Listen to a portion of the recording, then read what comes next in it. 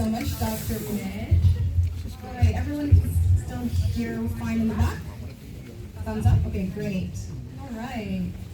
Got a clicker today. Amazing. All right, hi everyone, welcome. Thank you guys so much for being here on a Thursday night. So round of applause for you guys for taking your time to show up for yourselves and for your health. Quickly, my name is Filsan, aynap.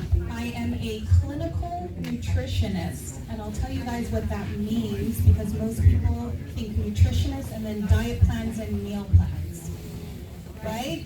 I am far from that, and I'll tell you why. Several years ago, I attempted, and I'll say attempted because it went horribly, I tried the keto diet and it sent me to the hospital, okay? So that's where my journey begins. So I really appreciate doctors like Dr. Mitch because I find that the most incredible journeys come from when you actually take a step towards what you want to do in combating your own health. And so when I became incredibly ill, right, eating the right foods, I do what all of us do. I went to my primary care practitioner and I said, I've become severely ill. I have all of these symptoms. I need you to help me figure it out what happened. And so they ran blood work, got referrals, sent to specialists, and I was told your blood work is fine. Everything is normal. How many people have heard that before? Look around. Okay? So, after constantly going through that over and over again with no answers, I got so frustrated that I decided, after doing a Bachelor of Science in Neuroscience, who wants to go back to school, I went back to school to become a nutritionist because if the doctors couldn't help me figure it out, I was going to figure it out myself. That was my only option, right? So, fast forward, complete my nutritionist degree, and I find myself, like many practitioners, kind of in this process of, yes, we're taking an alternative and a holistic route to do this, but just like the prescriptions, we were giving supplement protocols that are 6, 7 pages long. We're sending people to Healthy Planet or Nature Source and telling them to pick up protocols that are about $400 or $500. So that wasn't helping either. So I actually was introduced to the area of nutrition that I specialize in as a clinical nutritionist called bioenergetics, and I found out that the food that I was eating was actually information. Our food is information for ourselves. And so bioenergetics suggests that the food that we're eating can actually set off metabolical processes that actually change everything in our biochemistry, including our mental health. And so when I went through this, after spending thousands of dollars and hundreds of hours of learning, I came down to one thing. You are not what you eat. You are how you eat, in terms of food combining, and you are when you eat, right? So I'm going to talk about why our food is making us sick, but I'm also going to talk about how essential it is in our modern environment that we're actually supplementing, and why that is so important and key to fill the gaps, okay? So I found myself in the pandemic, my nutritional practice is shut down. Dr. Mitch talks about insulin resistance. Poor sleep, no schedule, unprecedented times, we don't know what's happening next. The gyms are closed, social distancing. You have a lot of time to sit down and ponder about life, but I was actually also stressed as a business owner. So with all of those factors coming together, like you mentioned, stress can actually cause insulin resistance. And I didn't know it then, but I know now that I was actually in the middle of an insulin resistance storm. And so I was introduced to an incredible supplement, very in an initial way, but it wasn't until a year later where I was connected with the Maliks that they actually taught me how to use the system in the right way. And that system we're going to be talking about today, it's a supplement, a food-based product. And so when I started taking it, my brain fog lifted. How many of us wake up in the morning, feel a little bit hazy, kind of need a hard time getting that first start in the morning, getting out of the bed, snoozing the alarm, find yourself throughout the day, you feel like, I just walked into this room to get something. Don't remember what it was. Oh yeah, I need to do that. What's her name? Started seeing these things, right? And so my energy levels were affected. My hormones were naturally affected. And again, this is still stuff that I'm recovering from the keto diet that almost killed me. So with hormonal imbalances, especially as a female, it affected every aspect of my life. And so what I want to talk about is how we got here. How is our food making us sick? Sorry, we're in Toronto. Sick. So this is being referred to as the Great Nutrient Collapse. All right? Our fruits and vegetables are less nutritious than ever. All right? And if we go to the root of it, food starts in the soil. For the last 70 years, there has been a huge depletion in our soil. We know our foods don't look the same, but let's say they do. You can see our mineral content in our soil used to look like this. Not taking anybody back to organic chemistry, but those are all the symbols for minerals. But our soil today looks like that. Right? So we might be eating the same foods, but they're not grown the same, and they don't have the same nutrient quality. So I always talk to my clinical clients about what actually makes it on our plates, right? I have a nutritional practice here in Toronto, Canada. I am when the consumer or an individual gets to the point, like myself, where they've been told your blood work is normal, and they're dropped off at what I call the line of fine. You're fine. How are you? Oh, I'm feeling fine. Right? Your blood work looks normal. You're fine. But fine is not good enough. Right? And so what's happening is our soil is depleted. Our food is manufactured. It's then processed and shipped. And then it gets to us and we prepare them in ways that further deplete that nutrient. And so by the time our food makes it onto our plate, it's essentially rid of all the vitamins, minerals, and nutrients that are going to give the correct information to our cells.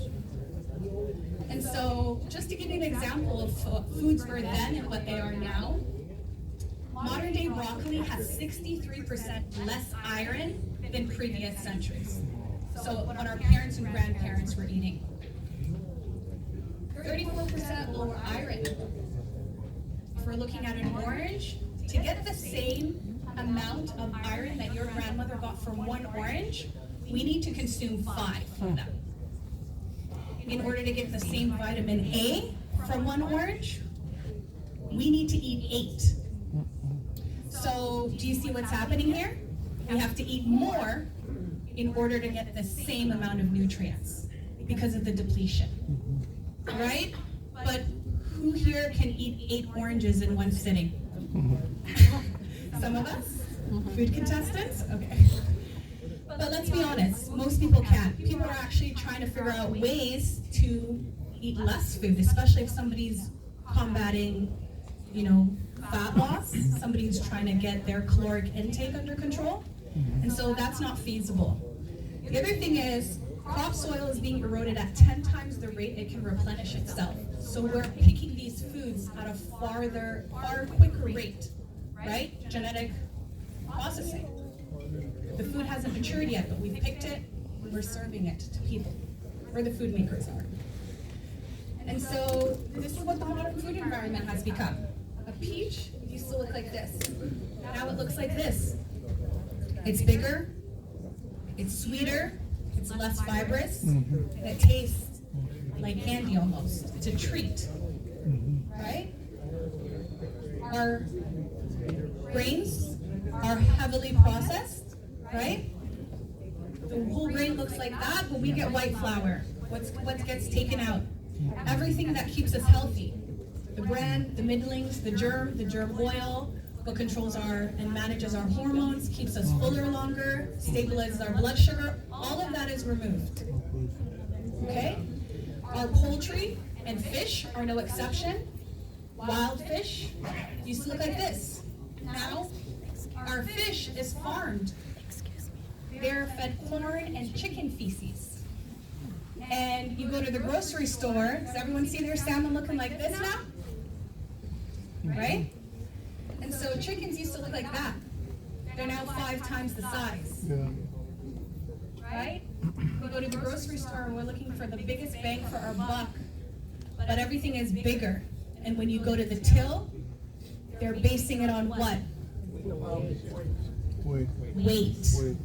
Everything goes on the scale, and the larger it weighs, the more money you pay.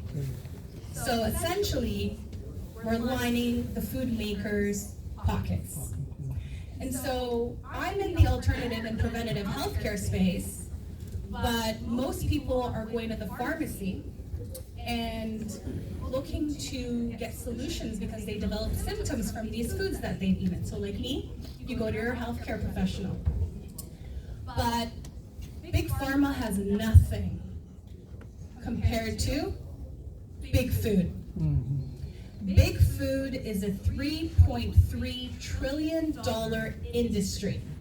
They own everything on our grocery shelves, and it's the same 11 companies. You've heard of the Mars family? The richest family in the world, or one of them. Coca-Cola, PepsiCo, Nestle, Kellogg's. Funny enough, as a nutritionist, I found out a few years ago that Nestle actually owns major supplement companies. So they actually have a hand in our vitamins and our minerals as well. Now, the ingredient, the efficacy, all of that goes down because why are you buying a supplement company that's combating the food that you've created that's making us sick? Think about it. So you always follow the money. And so it's a vicious cycle. You eat food, you get sick, start developing those symptoms that Dr. Mitch showed, the insulin resistance, and then you go and the doctor gives you a pill for an ill. Big Pharma is not addressing the root cause, which is insulin resistance. And then what happens? You're told to go on a diet plan. You're told to go to the gym, eat less. The average person doesn't even know how to go to the grocery store and read a food label. You know, I got frustrated and I went to go learn food science, but the average person is not going to do that. So what happens when you have all these symptoms? You're sick and tired of being sick and tired, and yet again you've been told to do something else that you have no capacity for. You're going to seek emotional eating, right? And you're going to go and have the foods that you find comfort in. But nobody's stress eating broccoli, right? Anyone here? Nobody's stress eating broccoli. We're eating the food that's making us sick. So we're back at big food, then more symptoms, big pharma, we're in this vicious cycle. And so the second piece that I would like to share with you guys is that we understand that there's a gap, right? With this vicious cycle, we need to do something. People are looking older and older, younger, so there's premature aging happening. We have an epidemic of low energy and fatigue and lethargy. Everybody is always a little bit tired. Inability to lose weight. Childhood and adult obesity has gone up alarming numbers. And everyone's constantly hungry because the food keeps us coming back for more and more and more. And so how we help ourselves is by introducing high quality supplements into our diets. Okay? And so the reason for this, highlights I've listed here for you. More than ever now, especially after the pandemic that we just all came out of, people are looking for natural alternatives to medication. They don't want the side effects. People are sick and tired of being sick and tired. So nutrient absorption actually declines as we age. So we need to understand and come up with ways to optimize that for ourselves. Poor nutrient quality of food is something that just continues to happen, and so we're not here trying to reinvent the wheel. We're not going against a $3.3 trillion industry. We just need to figure out a way to exist within that, coping, and not just coping, but thriving. And the way that we're going to do that is to figure out how to get these nutrients back into our food. Stress is a huge, huge cause for nutrient deficiencies. All right? So that could be environmental stress, psychological, emotional. Stress causes nutrient deficiencies. Supplements are necessary in this climate. It's no longer an option. And so the diversity of our gut microbiome is what keeps us thriving as human beings. Being introduced to different types of nutrients. We need to have a complex blend. It's not enough to just go to the supplement store and pick up a vitamin A or a vitamin D. The absorption of D only works if you also have your K. But most people don't know that. So essentially, like many of my clients, when they come see me, they have these long protocols I used to give them. And what they're paying for is actually just really expensive pee. Because it just goes through the body, out. And so, high quality supplements are necessary. Now, as a nutritionist, I want to share this with you guys. My dad has had diabetes type 2 for over 40 years. He's a pretty disciplined guy, so he manages, and he's kind of been managing his whole life, a few decades. As a nutritionist, this is the type of protocol that I actually used to give to my clients before I actually discovered the supplements I'm about to share with you guys. See his name right there, Muhammad Aynap, dated Sunday, January 30th, and this is on his fridge. Do you see how many supplements are listed here? All this to manage type 2 diabetes. Now, how many people do you guys know that have a cupboard full of this, trying to manage and have successfully been able to balance their blood sugars? Nobody. Reason why? It doesn't work. Most people are overwhelmed already. So me telling them, you can't eat this and you can't have that, and I've just given you all of these supplements and you need to take this before bed, this on an empty stomach, this with your meals, and this before bed, is not going to be something that works out long term for them. So they do what most of us do, give up, right? And so with that, I'm actually going to introduce our next speaker, Sandeep Kalam. She is an ICU nurse that will explain the system